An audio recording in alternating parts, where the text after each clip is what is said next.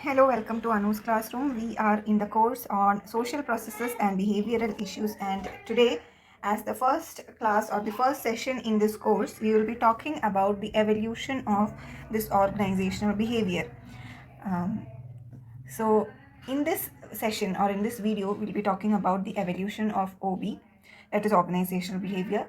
I will be introducing you to a few of the various OB theories that are there. Okay, the detailed explanations we will follow in another separate video wherever it is required, but here we will just have an introduction and just have an overview or an idea about the various theories, organizational behavioral theories that are there. Okay, some of them, not all, some of them, some of the important evolution wise, some of the important ones. Okay, and we'll also talk about why exactly we have to learn about these organizational behavior theories. What are, or what is its relevance? Like, we are managerial aspirants, we are MBA aspirants, so why should we learn about these organizational behavioral concepts? So as you might have guessed by now, this is a subject which is important to human resource management people, and it follows your MMPC 2, that is human resource management, from your first semester. So it would be a good idea if you can brush up your MMPC 2 skills. And people who have not taken human resource management as their specialization, they might be thinking, okay, if this is for human resource management people, why should we learn about it? The simple reason is because we will be managing people. Okay, we will not be managing any phone or an internet or robots so far. We will be managing people.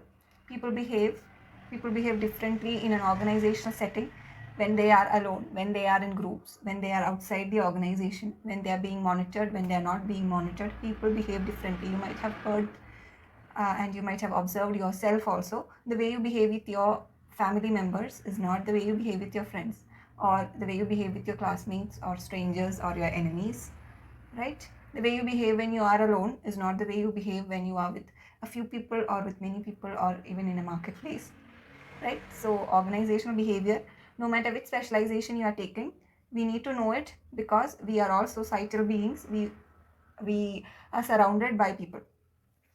So let's get started. When we talk about organizational behavior, the whole concept, even human resource management, there are three people, that is Adam Smith, Charles Babbage, and Robert Owen. Okay, these three people have laid the foundations, or you can say that they are the people who have played a very important role in influencing the whole discipline of organizational behavior.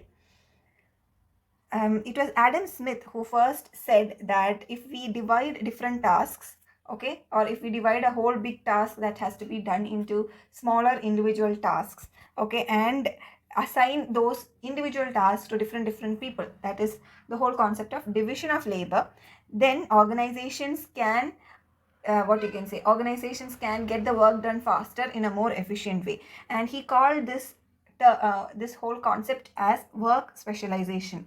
And this is one of the few principles which based on which our organizations and businesses run still, okay, in today's world also.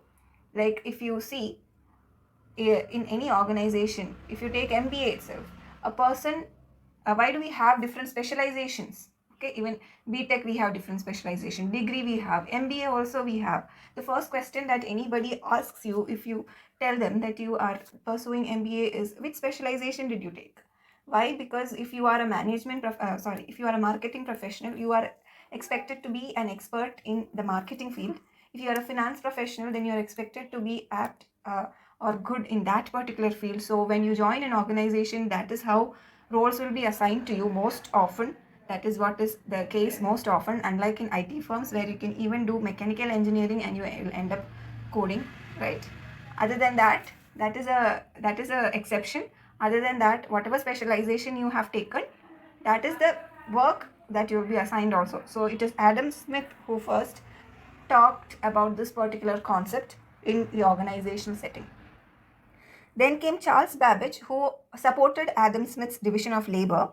And along with that, he added a few more points. Like, if you do a division of labor, Charles Babbage added to Adam Smith's point of view and said that it will reduce the time that is needed for learning a job. It will also reduce the waste of material during that learning stage.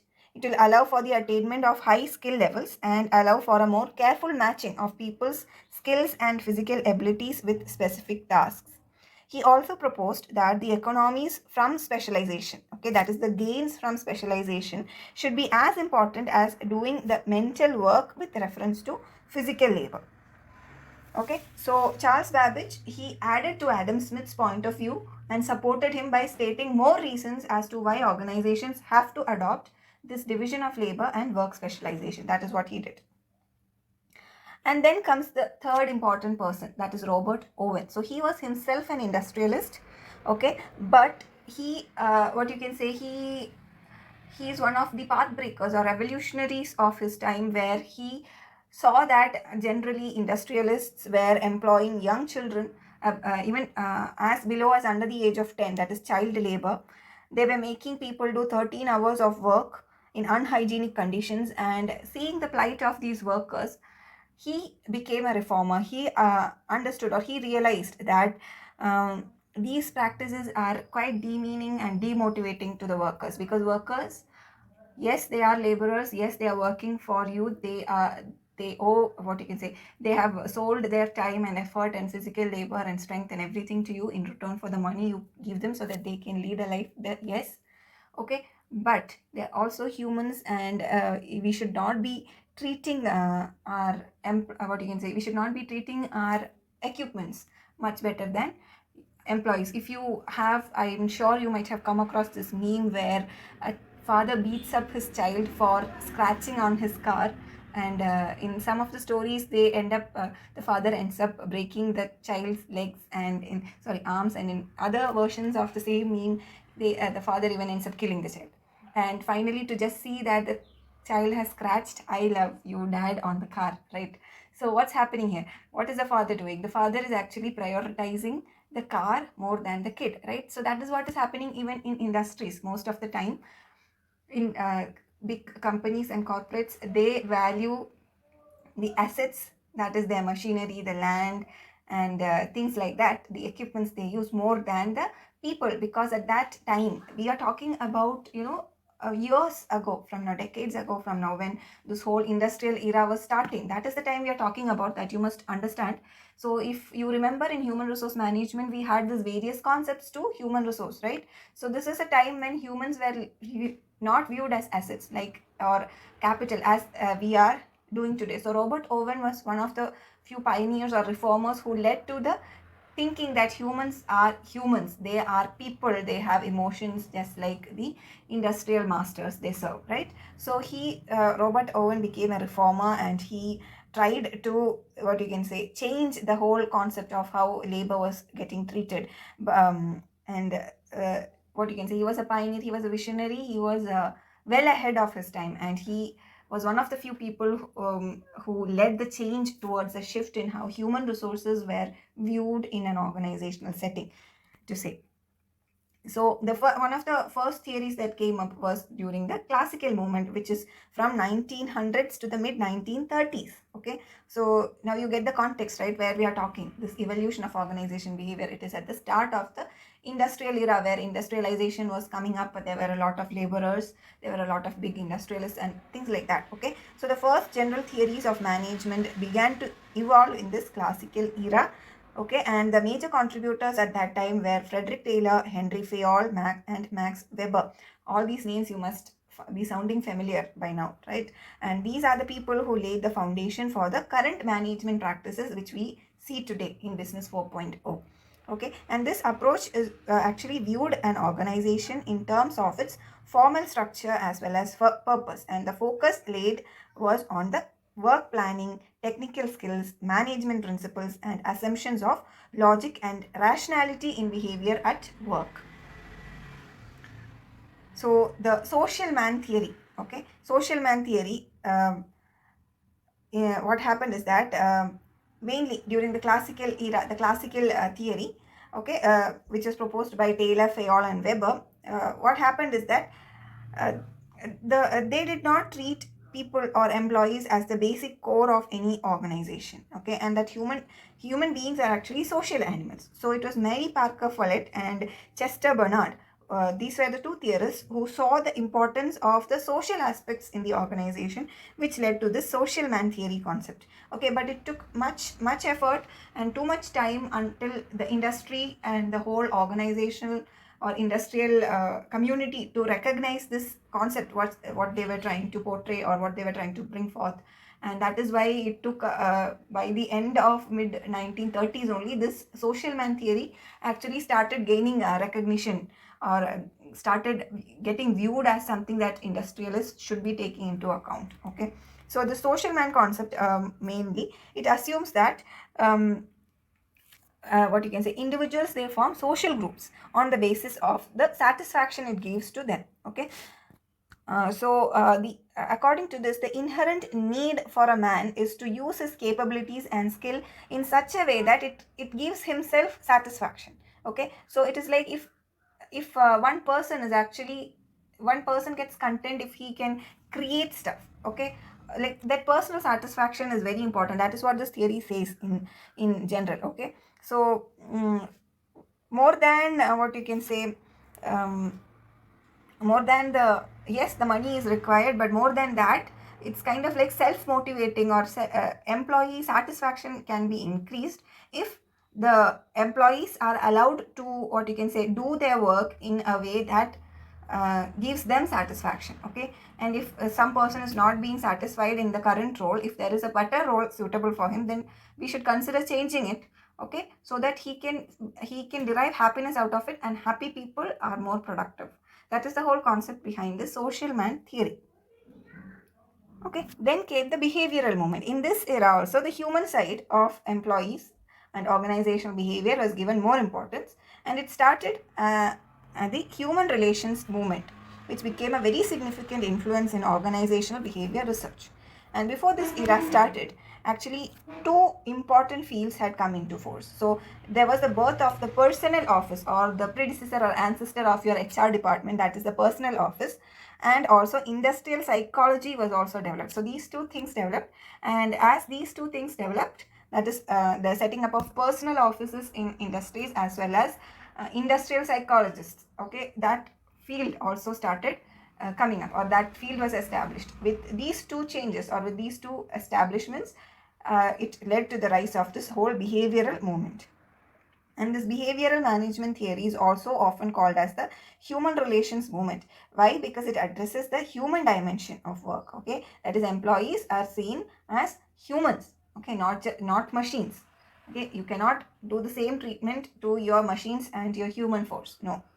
Okay, so the behavioral theorists actually believed that a better understanding of the human behavior at work, like motivation, conflict, expectations, and group dynamics, can improve their productivity. That is what behavioral movement was all about. Then coming to human relations movement, okay, which followed immediately, what you can say, or almost similar or in the same path as this behavioral movement. The basic belief in this is that higher the satisfaction of employees, higher the productivity.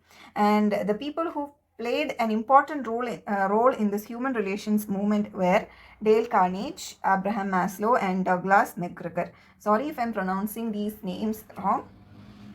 Okay, so that is the human relations movement. Then coming to, we have to know about the Hawthorne experiments, detailed what you can say, we'll have another video, separate video, detailing about this Hawthorne experiment, so that you get a holistic picture of it if you haven't yet. Okay, so after the human resource movement, before we go on to the next important theory of organizational behavior, we should learn, or we should know about the Hawthorne experiments.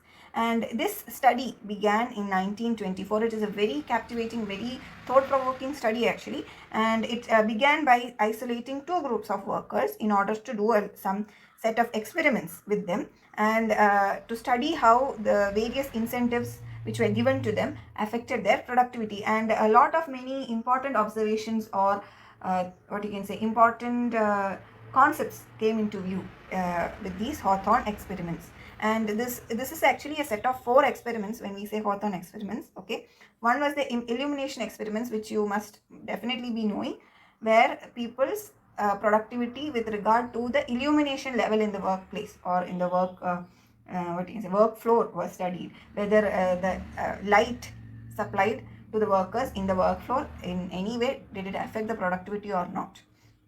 Okay, then we have the relay assembly test room experiment.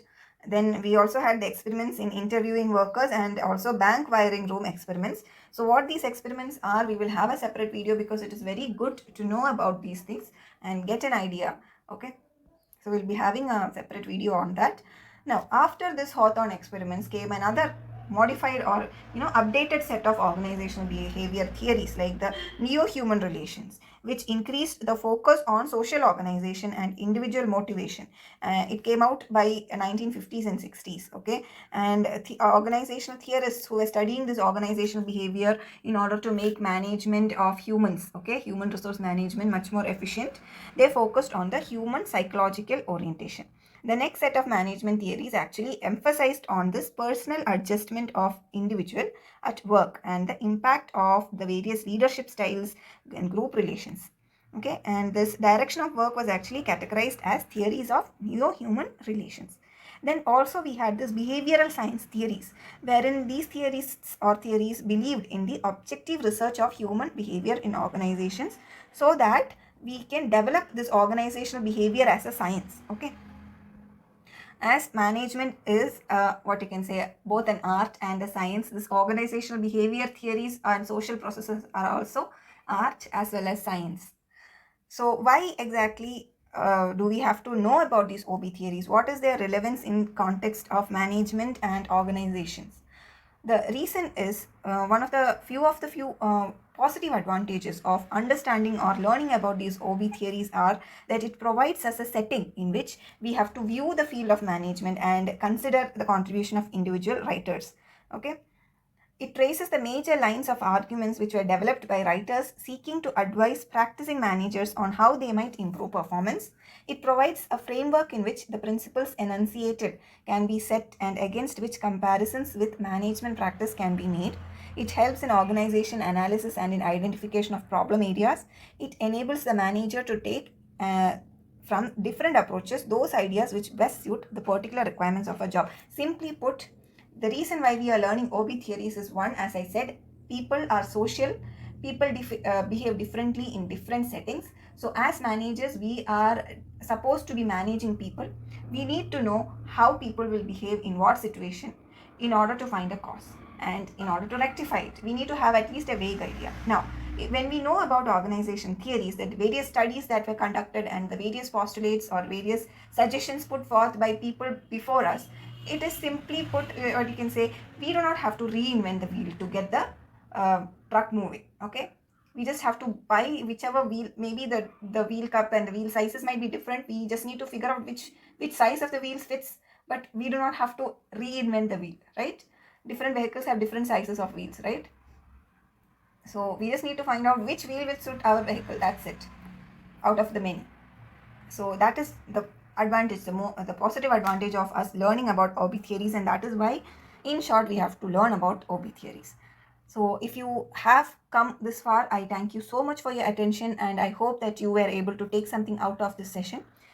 We will be talking in depth about the remaining concepts like the various OB theories in detail, as I said, the Hawthorne experiments and much more, and cover the complete complete MMPC 11 course one by one each day. So I hope to see you all in the next video as well. Thank you so much, and bye-bye.